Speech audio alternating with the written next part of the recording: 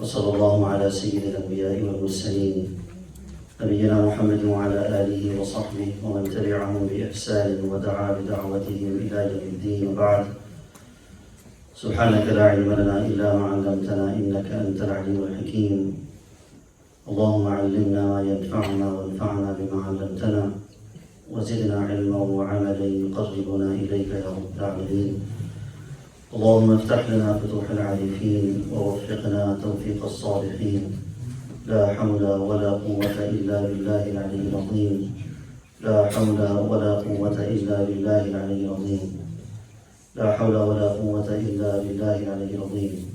رب اشرح لي صدري ويسر لي أمري واحلل عقدة من لساني يفقهوا قولي.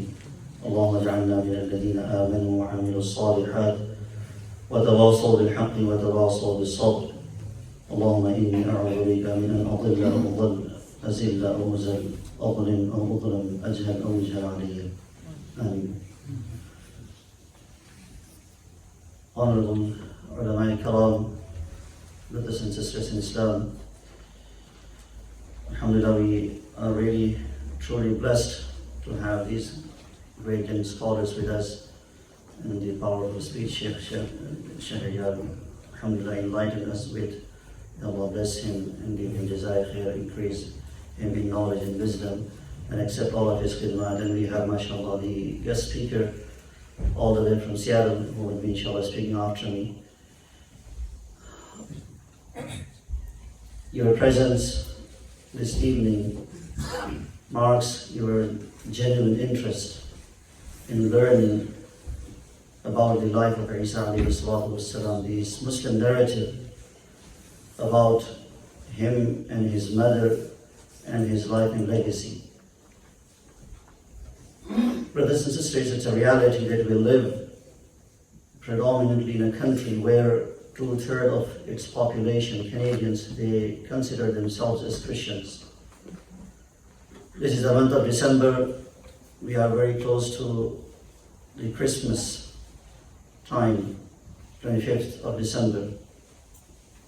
Around this time of the year, the discourses that take place in churches and in Christian circles, they are all about the birth of Isa alayhi salatu wassalam and his life, and also his second coming. Therefore, it is important for us as Muslims living in this land, in this era, to know what Islam has to say about him. Prophet sallallahu alayhi wa sallam said, as Sheikh Shujaath has quoted the hadith, he said sallallahu alayhi wa sallam, أنا أولى الناس بعيسى ابن مريم وليس بيني وبينه نبي. I am the closest and the most deserving person to speak of Isa alayhi salatu wasalam, because there has not been any prophet in between me and him.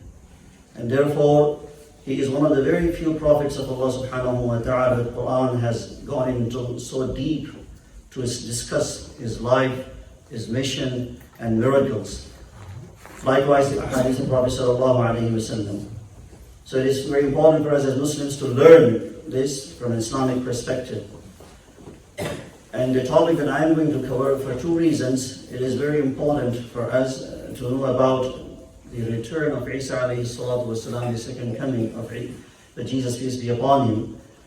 Number one, the world as it advances, we know as a matter of fact, that many minor signs of the end of time are becoming a reality.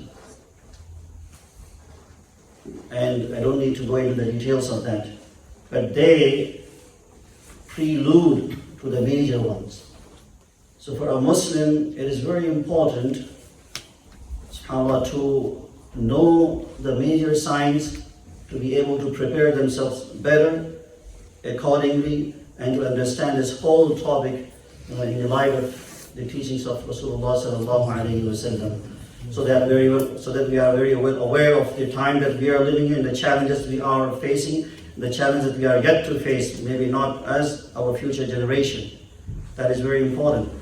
And second thing, which is to me more important as well, is the discussion on the second coming of Isa alayhi salatu wasalam brings to light, pay attention to this, brings to light the distorted, deviant beliefs of three different religious groups that exist today.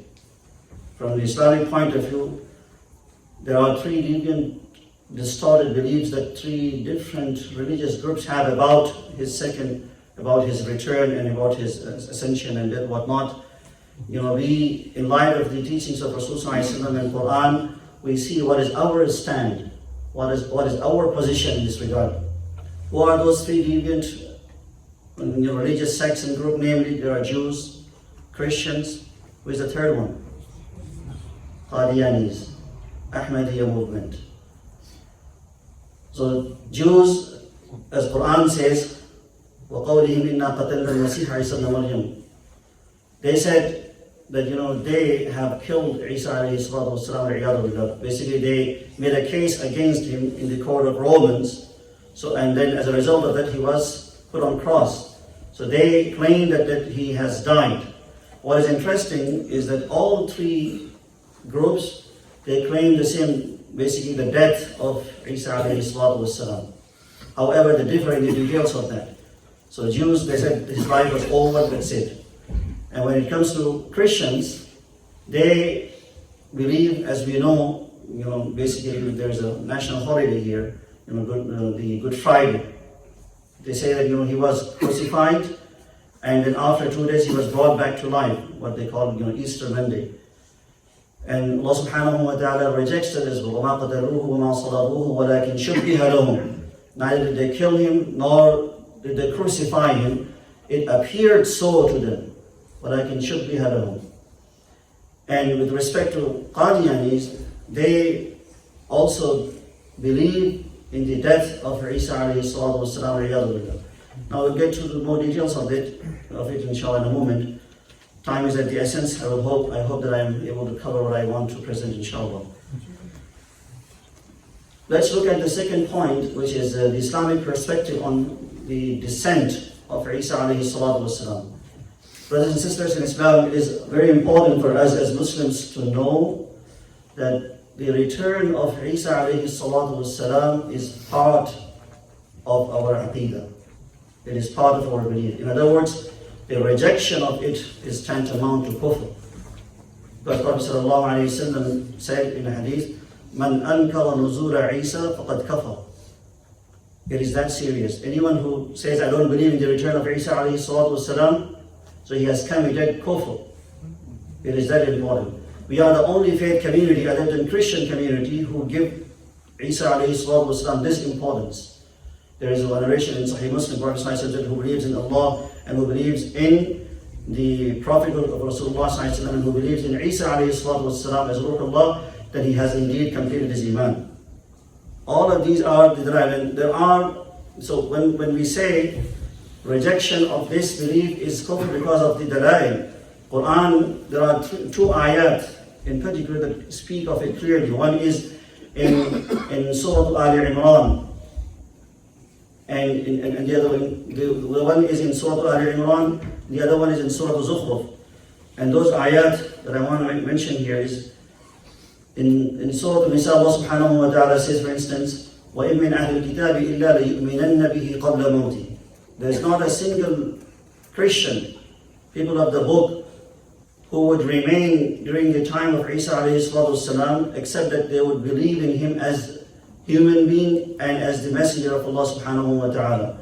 قَبْلَ مَوْتِهِ, before the death of Isa alayhi salatu wasalam. And second ayat is in Surah Zukhruf, وَإِنَّهُ لَعِلْمٌ لِلسَّاعَةِ فَلَا تَمْتَرُنَّ بِهَا.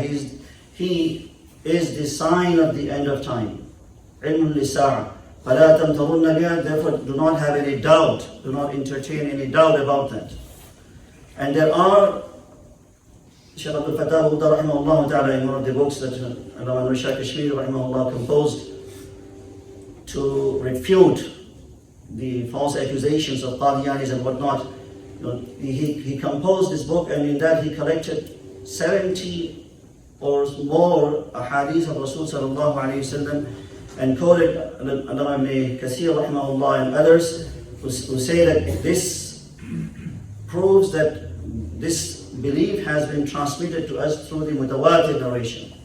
Ahadith mutawatira, multiply wide transmitted narrations. So rejecting those types of proof basically results into kufr.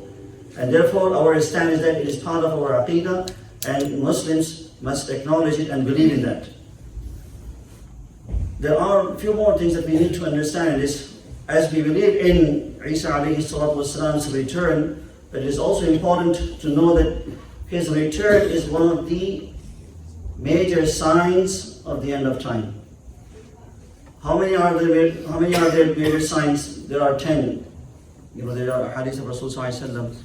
And to run you through them briefly, the smoke and the Dajjal. And third one, a beast that will appear. And the fourth one is the rising of the sun from the west. And the fifth one is the descent of Isa alayhi salatu wasalam. And likewise, the three major landslides that will take place, one in the east, one in the west, and one in the Jazirat al-Arab. And when what Rasul said is basically the fire that will erupt in Yemen will drive people towards their final gathering. So these are the 10 major signs. Prophet said, لَن تَقُومُ السَّاعَةُ حَتَّى تَرَوْا عَشْرَ آيَاتٍ.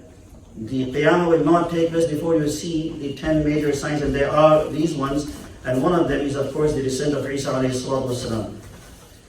We generally know that there are two types of signs of the end of time. One is the minor and the other one is the major. But scholars, they have further subdivided the major one into two types.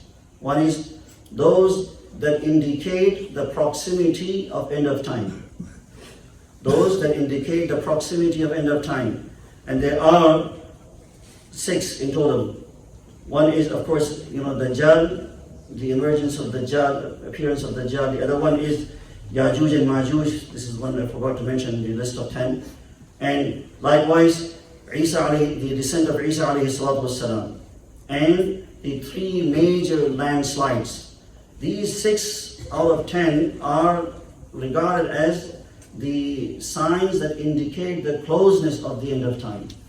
And the remaining 4 are those that scholars have mentioned that they mark the actual beginning of the end of time.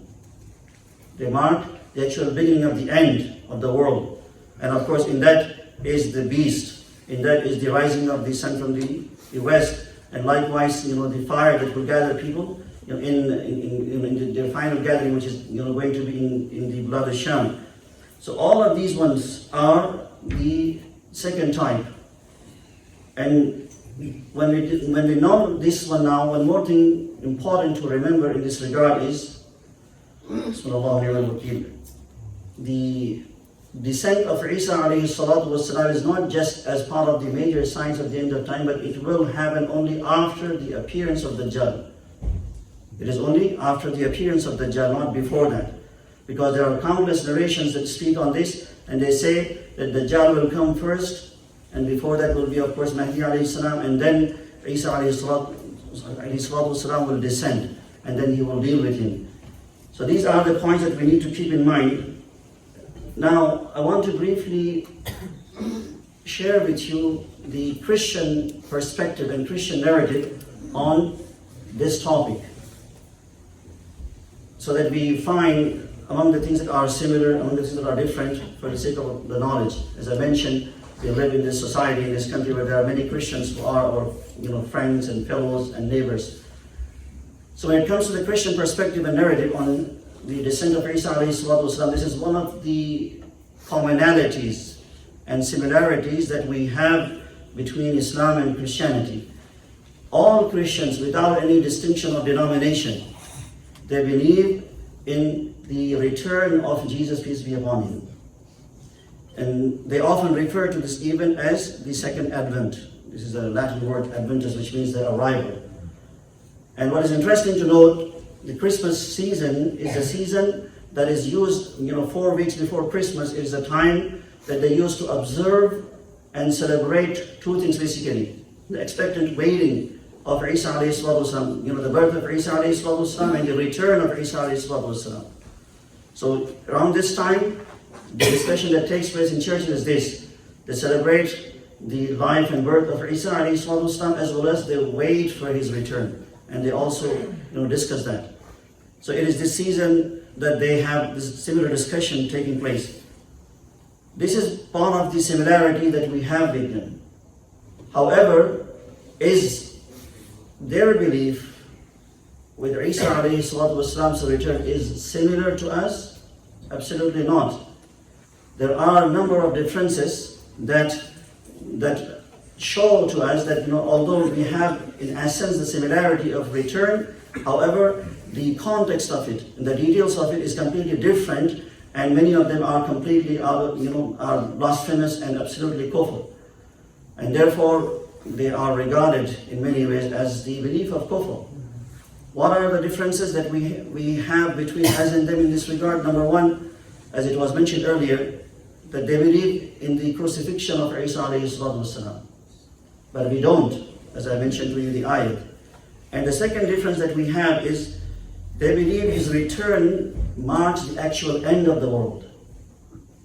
His return will mark the actual end of the world. And what is for us? Our belief is that it basically indicates the closeness of the end of time. It is one of the signs that indicates to it that the end is very near, but not the actual end itself. And the third difference is that Christians, they believe that he would return as a divine figure, because they believe in him as divine, as part of divine. And therefore, when they believe in Isa alayhi salatu wasalam's return, so their belief in him is as a divine figure. But for us, we believe in him as a human being. And as Rasul sallallahu alayhi wasallam said in the hadith, كيف بكم حينما ينزل عيسى بن مريم فيكم حكما عدلا, a just ruler. He would return as a human being and also as a just ruler. He would rule by the Sharia of Muhammad sallallahu alayhi wasallam. And another difference is that when Isa alayhi salatu wasalam would come down, because to them it would be the end of the world, so he will be the judge, and dead will be brought back to life. So he would judge basically the living and the dead. And then they believe that the sinful ones will be subjected to the second death. Now Christian theology differs on this. What does exactly the second death mean? So I don't want to get into the details of that. But so he will come as a judge, and he will settle the issues with the dead and the living, and then the righteous will be given the eternity and whatnot. But for us, as I mentioned, his return and descent will mark the beginning of a complete new era, an exceptional period. An exceptional period, a period which will lead to many great events that are to follow after his return. And we will mention, inshallah, we'll go over them shortly. So these are some of the differences that we have with Christians and with Christian beliefs in this regard. Now I want to mention to you the next point is we have already established this fact that he will return. But what are the reasons that would serve as a pretext for his return? Why would he come back? And subhanAllah, we believe, as has been mentioned earlier, according to some narrations, that there has been more or less 100,000 plus prophets and messengers that were sent to guide humanity. Of all the prophets and messengers, he is the only one. He is the only one, not even Muhammad sallallahu alaihi wasallam, who is regarded as the best of the best. But Isa alayhi salatu wasalam is the only one who has been lifted up in this manner to the heavens and has been alive this long and will return to the world again. So you may wonder why him, and what's so special about him, what's the reason behind it.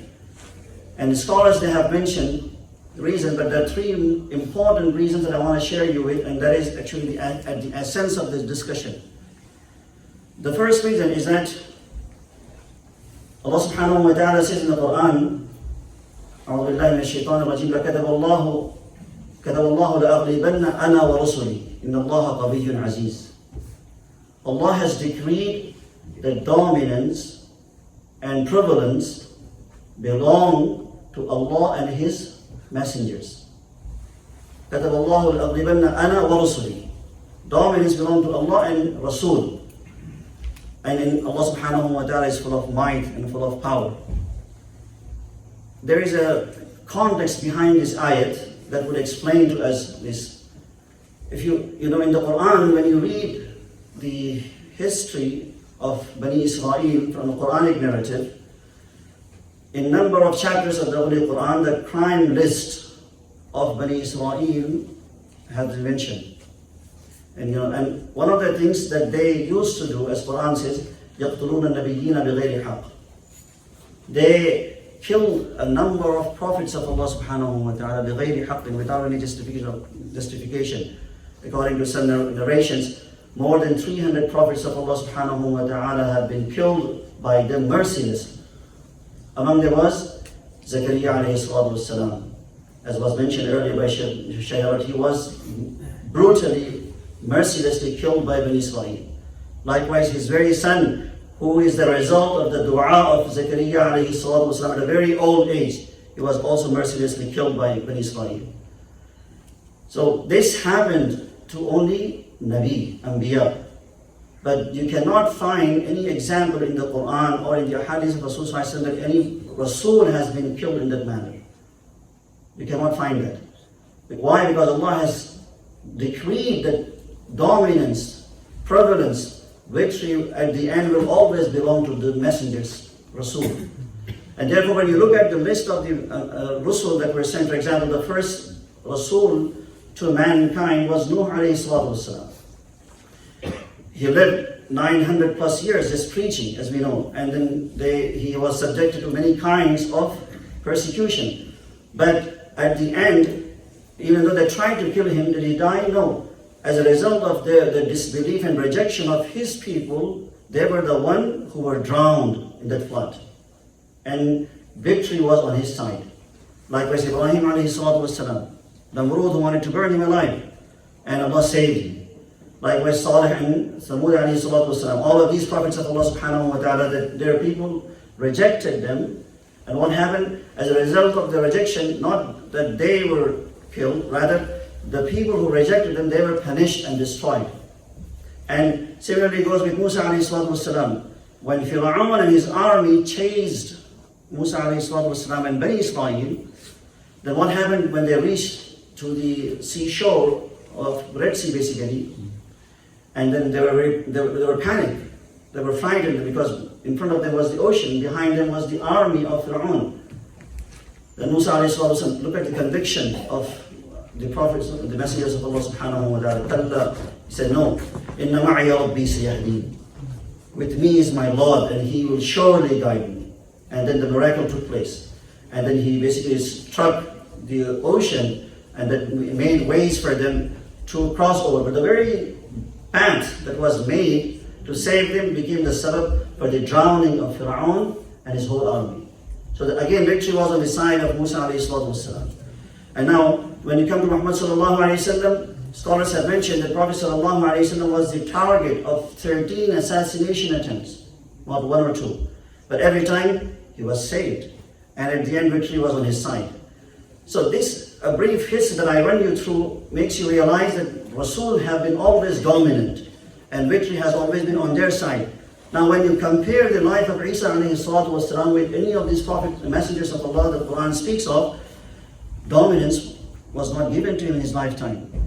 First of all, he became the prophet of Allah at the age of 30, so he had relatively very short period of time, like 2.5 years, as Rasul. And he did his best, but he faced many challenges.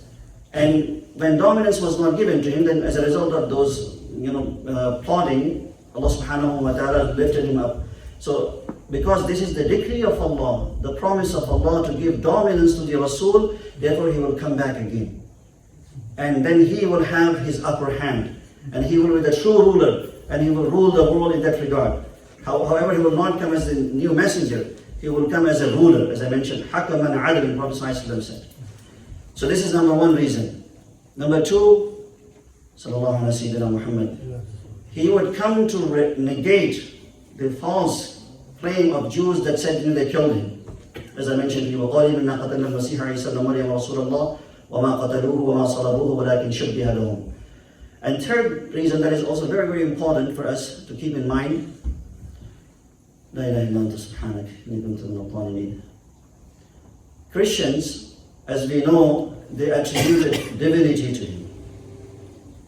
Not only that, what is worse than that is they declared him as the son of Allah subhanahu wa ta'ala.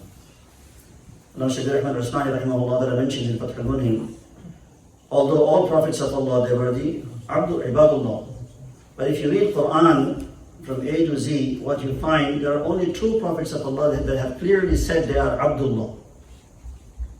One is Rasulullah sallallahu alaihi wasallam, and the other one is Isa ibn Maryam. Qala inni Abdullah. The one who said, I am the slave of Allah, when they dare to attribute and declare, him being divine, and not only that, the son of Allah, this is so serious, this accusation is so grave, that Allah subhanahu wa ta'ala says towards the end of Surah Al-Maryam, there was a reference made earlier in the talk. What does Allah subhanahu wa ta'ala say in this regard? وَقَالُوا اتَّخَذَ الرَّحْمَنُ وَلَدًا لَقَدْ جِئْتُمْ شَيْئًا إِدًّا تكاد السماوات يتفطرن منه وتنشق الأرض وتخر الجبال هدا أن دعوا للرحمن ولدا. Allah says, they said Allah has adopted a son. Allah has taken Isa ibn Maryam as son. Allah says this accusation is so grave, so big, that it is tantamount for the heavens to fall and the earth to split and the mountains to collapse and shatter. It is that big. And therefore Allah subhanahu wa ta'ala outright rejects. So he will come to reject, in other words, he will come to refute and reject the divinity that was attributed to him.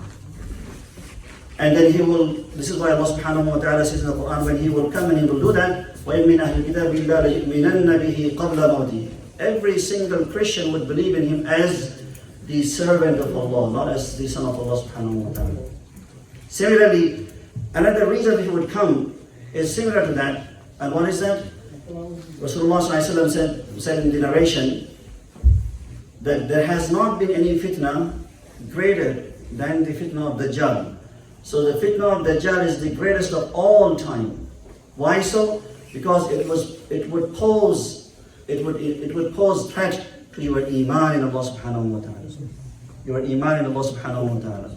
And therefore this has been regarded, because there will be countless people would lose their faith as a result of it, because they would be tempted by the power that Allah would give the Dajjal, and they would believe in him as divine. So therefore he would come also to fight against him, and to kill him, and to expose his lies and his reality to his followers, that had he been divine, he would have not died. This is the reason. So these are the three important reasons. So in a summary, brothers and sisters, we have many youngsters here. What is important in light of this to understand and appreciate is that first and foremost, mashallah, it is interesting to correlate to the point that Sheikh Yahya has mentioned earlier. We must be thankful to Allah subhanahu wa ta'ala for this gift of iman, for this gift of tawheed. We must be thankful to Allah subhanahu wa ta'ala.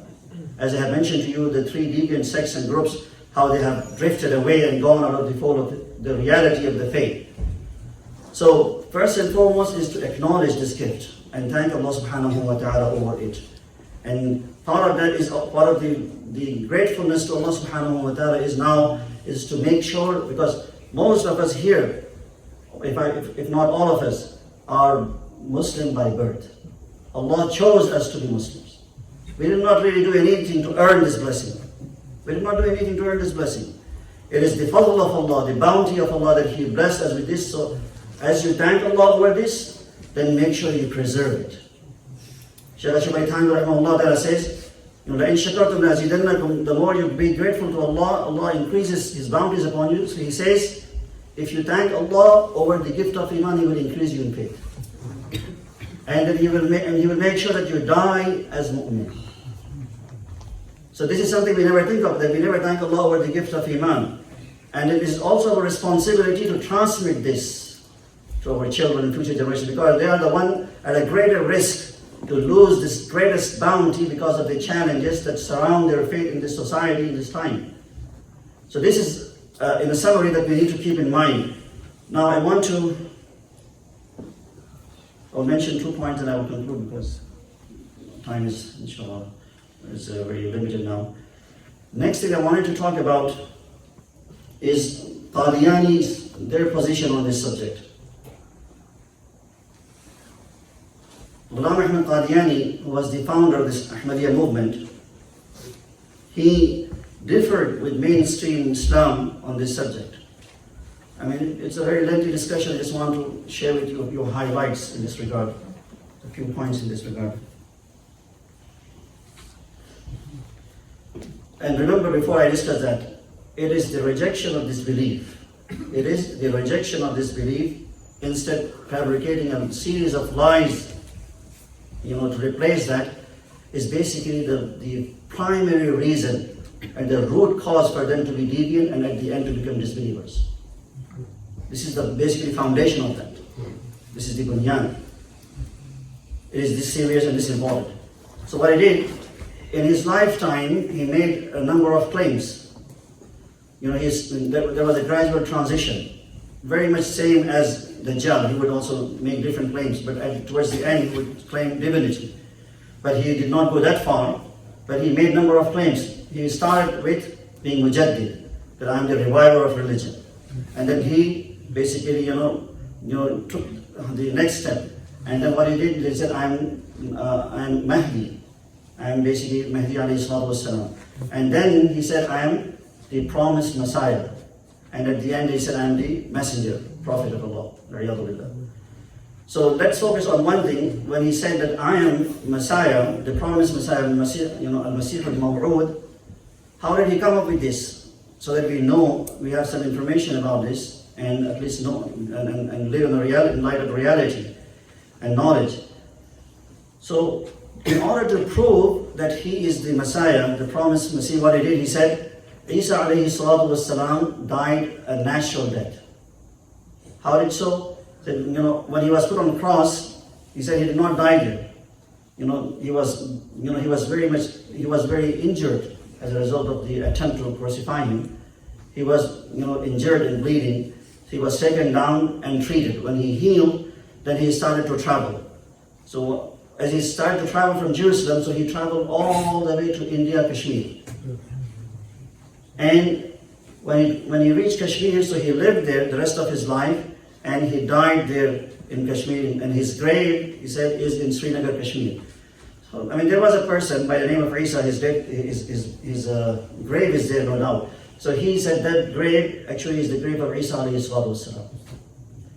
So then now the second objection that came as a result of that, anyway, let me add one more point here, is that, so then he said the death has been mentioned even in the Quran. He said, I'm not just making it up, but the death has been mentioned, the death of Isa alayhi salatu wasalam has been mentioned in the Quran. And there are 2 ayat that he took as the dalil and proof for this. One is in Surah Al-Imran, as Allah subhanahu wa ta'ala says, قَالَ اللَّهُ يَا عِيسَى إِنِّي مُتَوَفِّيكَ وَرَافِعُكَ إِلَيَّ. And the other one is, فَكُنْتُ عَلَيْهِمْ شَهِيدًا مَا دُمْتُ فِيهِمْ فَلَمَّا تَوَفَّيْتَنِي كُنْتَ أَنْتَ الرَّقِيبَ عَلَيْهِمْ وَأَنْتَ عَلَى كُلِّ شَيْءٍ شَهِيدٌ. So the word that he used as the proof for the death of Isa alayhi salatu wasalam is tawaffi, mutawaffika. We use in Urdu as well, wafat. We use this word. So he said, wafat means death. Quran says, Allah will, cause him to die and then he will take him out.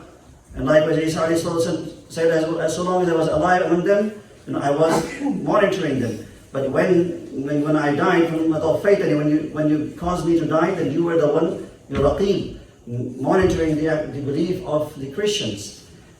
So that is the belief that he used. But is that correct? No. When you look at the word in Arabic dictionary, for instance, the meaning of tawaffi is, أخذ الشيء وافيا. It means to take something completely. This is what it means actually. And there is a Quranic ayat, for instance, Allah subhanahu wa ta'ala says, كل نفس ذائقة الموت وإنما توفون أجوركم يوم القيامة. Every soul shall taste death, and then you will be recompensed fully for your actions and deeds. توفون أجوركم يوم القيامة. But so from this, the meaning of that also comes because when Allah will take somebody completely, and the soul will not return to the body when somebody goes to sleep. That means also dead. Allah says in the Quran, Allah يَتَوَفَّى الْأَنفُسَ حِينَ مَوْتِهَا وَالَّتِي لَمْ تَمُتْ فِي مَنَامِهَا. So from this it comes the meaning of death, but that is secondary. But the first meaning is to take something completely. Therefore Allah, what it means here is that Allah has taken him completely to himself, to the heavens. So this is the explanation of this ayat, and then they also say, how is that, he could be alive in the heavens without food and drink?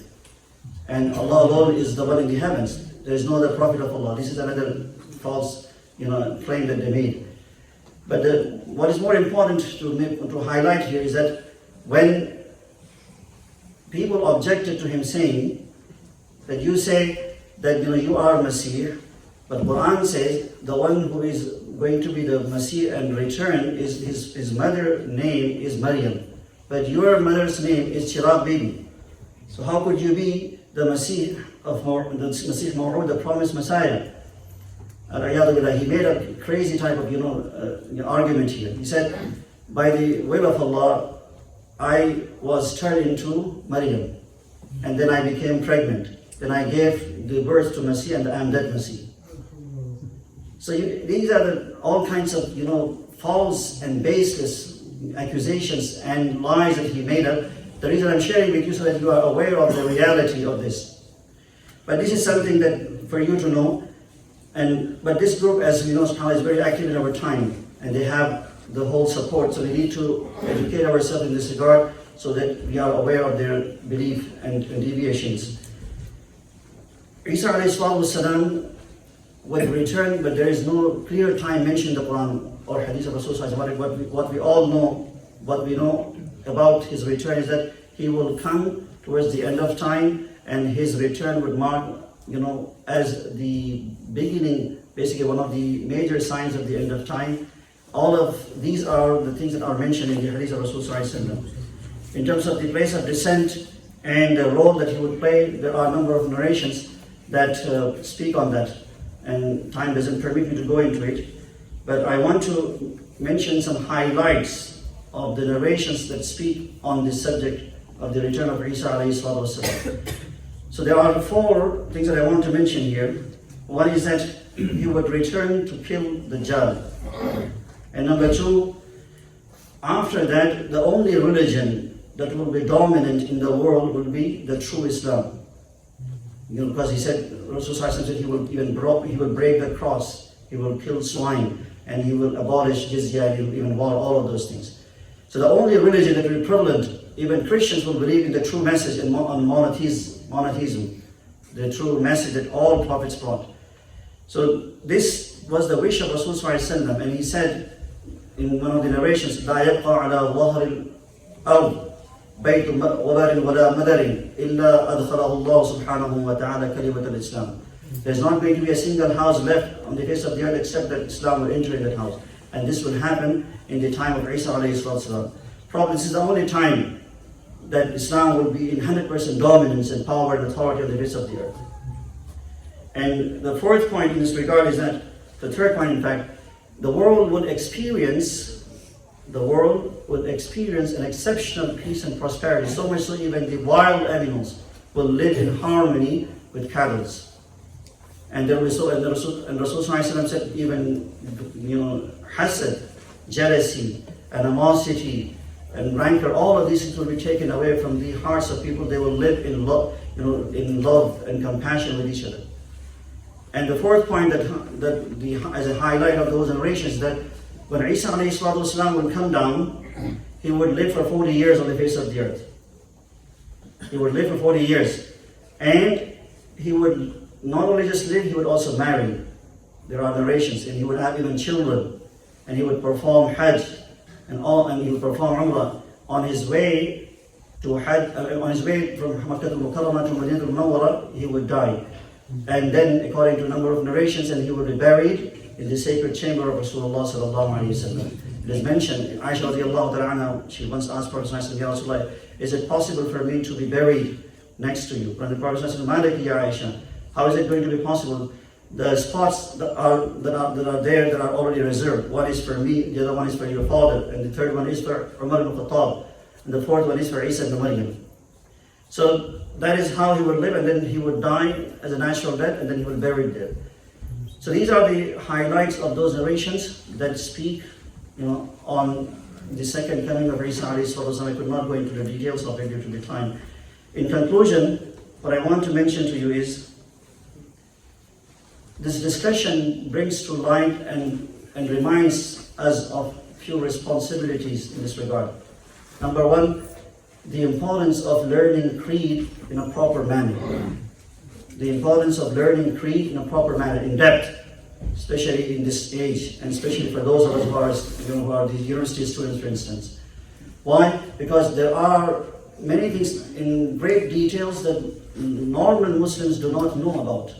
For example, even as I mentioned to you, the belief in the second coming of Isa alayhi salatu wasalam is part of our aqidah, and many people don't know that. So therefore we need to study aqidah properly in greater details.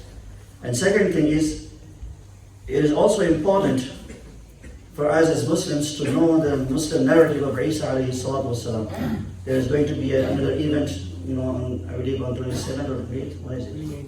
28th. The Muslim narrative of Isa alayhi salatu wasalam in Bernary Masjid. So please, attend that event. Inshallah, you will have the better understanding of that. So it is very important for us because of the society that we live in, the time that we are part of, to know the Islamic perspective on the life of Isa alayhi salatu wasalam. And this brings us also the opportunity, being in this country, to share the message and the mission of Isa alayhi salatu wasalam from the Quranic point of view. Because there are many Christians, I know for a fact, that they don't know that Muslims believe in Isa alayhi salatu wasalam. They believe in Maryam alayhi salam. They believe in the virgin birth of Isa alayhi salatu wasalam. That we believe in even the second coming of Isa alayhi salatu wasalam. They don't know all of that. Rather oftentimes they see us as the opponents. So we need to share these things with them. And finally, this is also important for us to share this teaching with our children. Especially that about Dajjal and Isa alayhi salatu, so that they know the deception of Dajjal and the reality of Isa alayhi salatu, and to be on the side of Isa alayhi salatu when he is to come, if they are to be around, if we are to be around. I will end with this point. Abu Hurairah radiallahu ta'ala anhu, once he met a young man, and then he said to him, Ya bunayya, oh my son, if you happen to meet Isa ibn Maryam, say my salam to him. If you happen to meet Isa ibn Maryam, say my salam to him. So what it shows is that how certain they were of his return and the closeness and the close proximity of his return. So it could happen, if not in our time, maybe in our children's time. But they need to be aware of their role that they need to play in this regard. May Allah subhanahu wa ta'ala give us the tawfiq to observe this information. And may Allah subhanahu wa ta'ala grant us the proper understanding of these matters and protect us from any deviation in this regard. Wa akhiru da'wana alhamdulillahi rabbil alameen. Subhanallah, alhamdulillah, subhanakallah, alhamdulillah, wa nashhadu an la ilaha illa anta wa nastaghfiruka wa natubu ilayk.